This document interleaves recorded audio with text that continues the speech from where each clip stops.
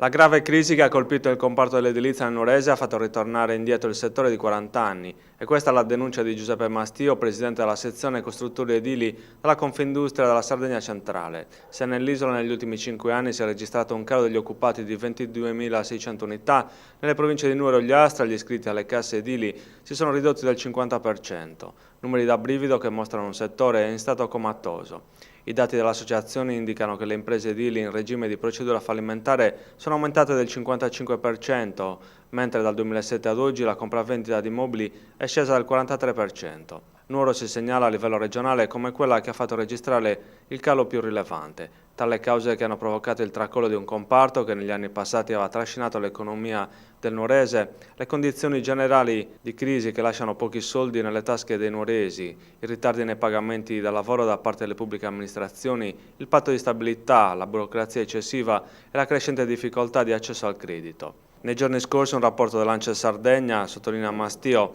segnalava che nelle casse dei comuni sardi ci sono 641 milioni di euro che si potrebbero investire per infrastrutture ma sono bloccati. Per il presidente dell'Associazione dei costruttori edili della Confindustria il tempo delle analisi è finito e bisogna agire. Tra gli interventi indicati la richiesta agli enti locali di una forzatura del patto di stabilità per pagare i debiti pregressi delle imprese. Altro provvedimento potrebbe essere quello di avviare un progetto di riqualificazione urbana e di rilancio dell'edilizia sociale, ma anche la riqualificazione delle strutture ricettive. Si devono poi sbloccare le risorse per potenziare i porti turistici.